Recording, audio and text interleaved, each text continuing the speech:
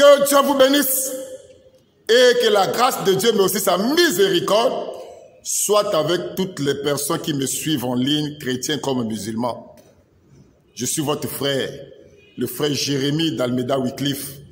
Je suis un serviteur de Dieu, mais aussi un prédicateur de l'évangile. Mes frères, en rapport en ce qui concerne le débat chrétien, musulman, que ce soit avec Abdul Majid ou avec les imams, mes frères, si le Seigneur le permet, par la grâce de Dieu, s'il le permet, nous serons de nouveau sur le plateau avec mes frères, avec mon frère Sonite.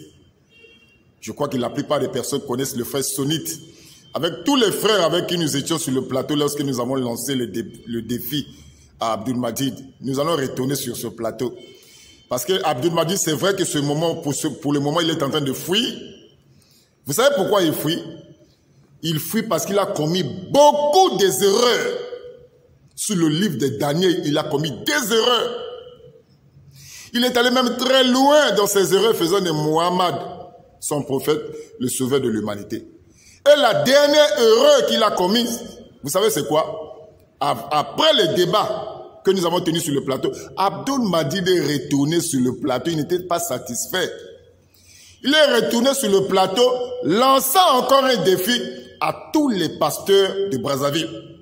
Disons qu'il est capable, par la grâce de Dieu, de montrer dans la Bible, là où la Bible présente Mohammed comme étant le sauveur de toute l'humanité. Donc, Mohammed, sauveur de l'humanité dans la Bible. C'est là où moi je l'attends. C'est là où il fuit. Comme ça, lui, il va me montrer dans quel verset de la Bible, mes frères, ce jour-là, si Abdul Majid tente de venir relever ce défi, son propre défi qu'il est en train de fuir, qui va nous montrer dans la Bible Mohammed, sauveur de l'humanité. Je crois que ce jour-là, si Abdul Majid réussit à nous montrer ça, donc je me dirais que oui, Abdul Majid est un vrai docteur. Parce que même dans ses propres rêves, il ne peut pas le faire. Mais il a pris le courage de dire qu'il va nous montrer dans la Bible, là où la Bible présente Mohammed comme étant le sauveur de toute l'humanité. Quel rêveur! C'est là où moi je l'attends. J'attends qu'il me montre cela. Et c'est pour ça que vous remarquez qu'il est en train de fuir. Alors, Abdul Majid veut m'envoyer que je fasse un débat avec ses élèves pour se débarrasser de moi. Parce qu'il sait que je suis un adversaire difficile. Il veut que je fasse un défi avec ses élèves, l'un de ses élèves. Mes frères, lorsque je vois même les élèves d'Abdul Majid sur les réseaux sociaux, j'ai pitié d'eux.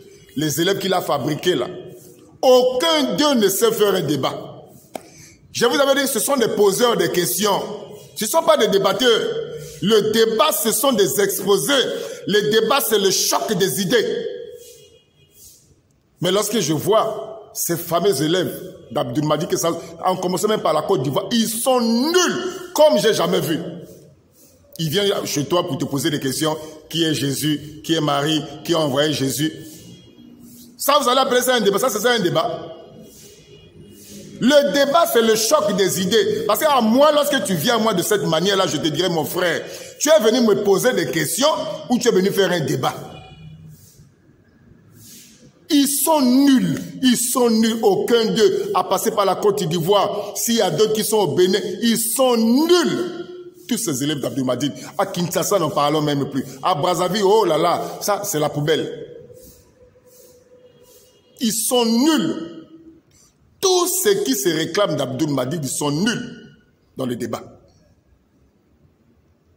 Moi, le débat, c'est avec Abdul Majid, lui-même, le Goliath en carton. Lui qui a l'habitude de lancer des défis aux pasteurs. Mais depuis 2014, vous avez constaté que Abdul Majid est en crise d'identité. Parce qu'avec le débat de 2014, avec mon frère Sonny sur le plateau, on l'a fait perdre sa crédibilité. Son gagne-pain est aujourd'hui menacé. Il sait que s'il fait des débats avec moi, mes frères, il va totalement disparaître sur la scène. C'est pour ça qu'il est en train de fuir. Il est à la recherche des pasteurs qui n'ont pas fait une étude de religion comparée. Des pasteurs qui ne connaissent pas l'islam. Moi, je l'attends, je suis ouvert. Je l'attends pour qu'il vienne à son propre défi qu'il a lancé aux hommes de Dieu. Et je crois que ce jour, lui-même aura le temps de comprendre qu'il n'a jamais été un docteur. C'était juste un petit plaisantin, un petit commerçant religieux. Que Dieu vous bénisse. Amen.